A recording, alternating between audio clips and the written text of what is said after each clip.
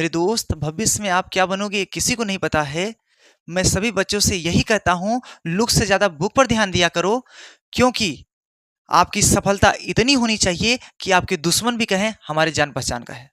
जय हिंद दोस्तों। देखिए दोस्तों, आज हम बताने वाले हैं कक्षा 12 का जो है फिजिक्स का मोस्ट इंपोर्टेंट क्वेश्चन। ये आपको एग्जाम में पढ़ के ही जाना है, 100% गारंटी है दोस्तों। ये आता है हर साल, किरचॉफ का नियम जो है हर साल एग्जाम में देखा जाता है, आपको मिलता ही मिलता है एग्जाम में, ठीक है। इसका अगर आपको परिभाषा नहीं पूछेगा तो आपका इसमें क्वेश्चन दे देगा 5 नंबर के लिए, ठीक है। तो आपके बहुत इंपॉर्टेंट है, इसको आप एग्जाम में पढ़ के जाइएगा, ये हर साल एग्जाम में देखने को मिलता है। तो चलिए देखिए क्या कहता है। किरचॉफ के 2 नियम होते हैं। पहला, प्रथम नियम को हम लोग संधि नियम बोलते हैं, धारा का नियम कहते हैं। द्वितीय नियम क्या होता है? बोल्टता का नियम या बंद पास का नियम, या उसको हम लूप नियम बोल सकते हैं, ठीक है। ये होता है, ये लूप नियम जो है हर साल एग्जाम में मैंने देखा है आता है, और इसमें का क्वेश्चन अधिकतर 5 नंबर में पूछता है सवाल, ठीक है। और ये भी इंपॉर्टेंट है, तो मोस्ट इंपॉर्टेंट इसको समझिए दोस्तों। आप लोग 100% दोस्तों ये पढ़ के जाइएगा, आपको आएगा ही आएगा, ठीक है। तो चलिए यहाँ पे देखिए, थोड़ा आज मैं इसको बहुत अच्छे से समझा देता हूँ आपको। प्रथम नियम क्या कहता है, ठीक है, संधि का नियम जिसको बोलते हैं, धारा का नियम। इसका डिफिनेशन क्या कह रहा है? किसी भी विद्युत परिपथ में संधि पर मिलने वाली धाराओं का बीजगणितीय योग क्या होता है? शून्य होता है। किसी भी विद्युत परिपथ में संधि पर मिलने वाली धाराओं का बीजगणितीय योग क्या होता है? शून्य होता है।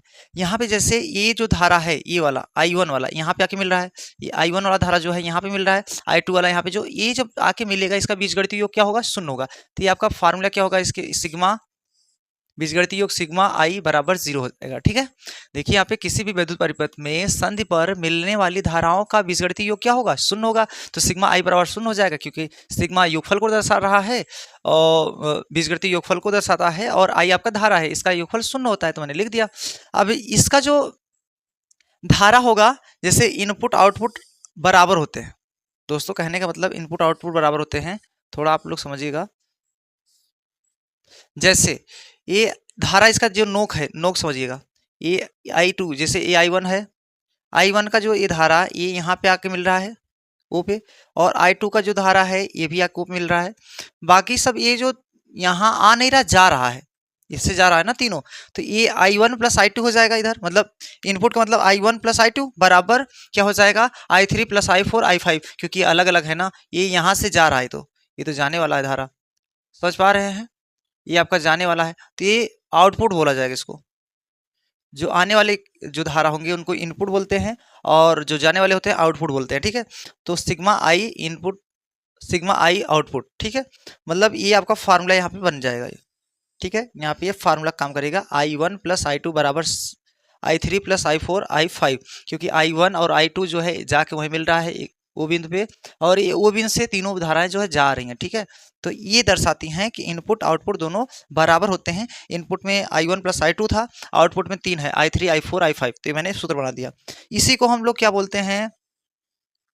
आवेश संरक्षण का नियम भी बोलते हैं दोस्तों।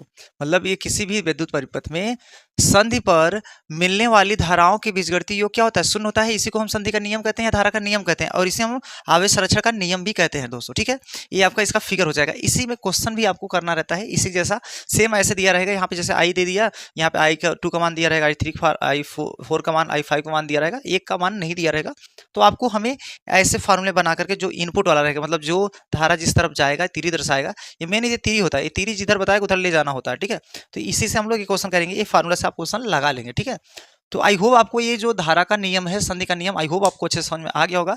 आपको एग्जाम में मिलता है किरचॉफ के प्रथम नियम क्या कहते हैं? संधि का नियम, जिसको धारा का नियम। किसी भी विद्युत परिपथ में संधि पर लगने वाले या मिलने वाली धाराओं का बीजगणितीय योग क्या होता है? शून्य होता है। सिग्मा आई बराबर 0 हो जाएगा, इसका ये फिगर है। सिग्मा आई इनपुट, सिग्मा आई आउटपुट हो जाएगा। ये मैंने आपको समझा ही दिया। आ जाइए, अगला जो है द्वितीय नियम क्या कहता है?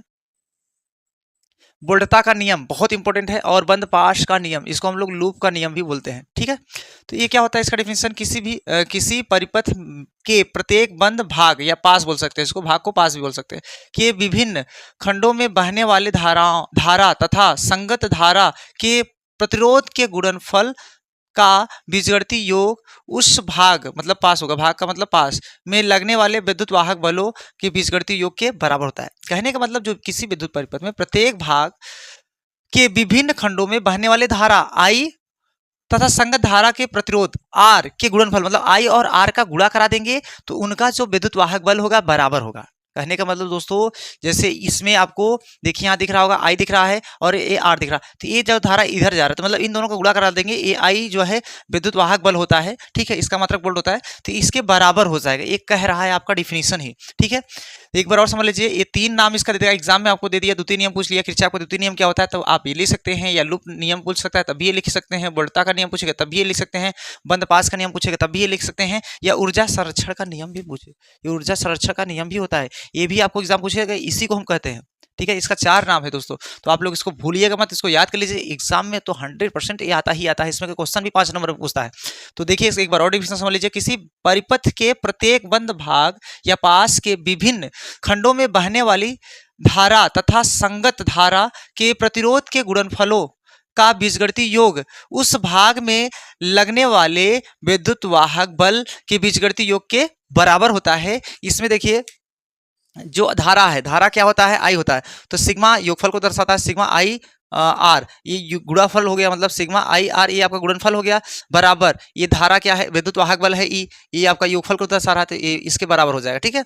अगर बंद पास 1 के लिए, जैसे इसमें देखिए ये जो बंद पास 1 है, यहाँ पे दिख रहा होगा बंद पास 1 के लिए मैंने क्या किया है, यहाँ पे देखिए I1 R1, ये I1 R1 देखो तीरी जो है इधर जा रहा है, समझो पहले, ये विपरीत यहाँ से जब आएंगे विपरीत आ रहा है, ये I1 और R इन दोनों को गुणा करा देंगे परिभाषा के हिसाब से, तो I1 इंटू R1 माइनस, क्योंकि ये आपका विपरीत दिशा में जा रहा है, ये तीरी ऐसे जा रहा है, ऐसे जाना चाहिए ना, मतलब ऐसे से चल रहा है टुक टुक टुक टुक टुक, बट इधर उल्टा टुक टुक टुक टुक चल रहा है। तो हम लोग क्या करेंगे दोस्तों, ये जो इनपुट है आउटपुट अलग अलग होगा तो या घटा माइनस हो जाएगा, क्योंकि इसके विपरीत रहेगा तो माइनस कर दीजिएगा, ठीक है, या उस तरफ ले जाएंगे तो ये आपका क्या हो जाएगा, इधर आ गया माइनस हो जाएगा, तो इसलिए माइनस लिया जाएगा, तो I1 इंटू R1 माइनस, अभी देखो I2 इंटू R2, अब फिर ये किसके बराबर होंगे, विद्युत वाहक बल के बराबर होंगे। विद्युत वाहक बल क्या है आपका, E1 है, तो E1 माइनस E2, क्योंकि ये विपरीत दिशा में है ना, तो E1 माइनस E2 ये आपका क्या हो जाएगा दोस्तों, आपका फार्मूला हो जाएगा। ये बहुत इंपॉर्टेंट है, समझना भी, ये आपका फार्मूला काम करेगा,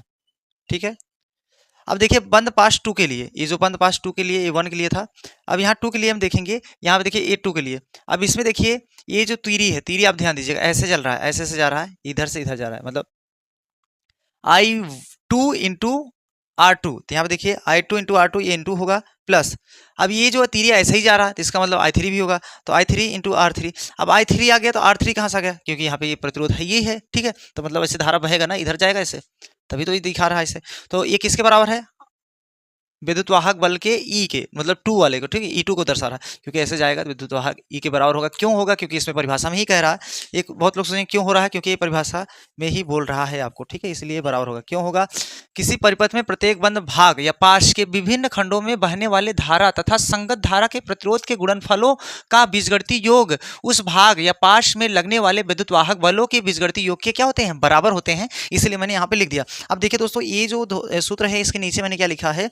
ये I2 इंटू R2 प्लस ये I3 के जगह मैंने I1 प्लस I2 कर सकते हो, क्योंकि 3 बराबर I1 I2 हो जाएगा, ठीक है, तो इसलिए मैंने यहाँ पे I3 जगह ये रख दिया, R3 रहेगा ही क्योंकि यहाँ गुणा में था ही, और R2 रहने E2 रहने दीजिए, ठीक है, यही आपका जो है फार्मूला हो जाएगा। इसे हम ऊर्जा संरक्षण का नियम भी कहते हैं। तो आई होप आपको ये जो है अच्छे से समझ में आ गया होगा, ये आपको दोनों, आई होप। अब इसी के में जो क्वेश्चन है मैं आपको अगली वीडियो में करा देता हूं दोस्तों। अगर ये आपको कैसा लगा वीडियो, आप लोग कमेंट करके आइएगा, बताइएगा जरूर, और कहाँ से वीडियो वॉच कर रहे हैं ये भी बताइएगा दोस्तों। तो मिलते हैं दोस्तों फाइनली अगली वीडियो में। जय हिंद, वंदे मातरम।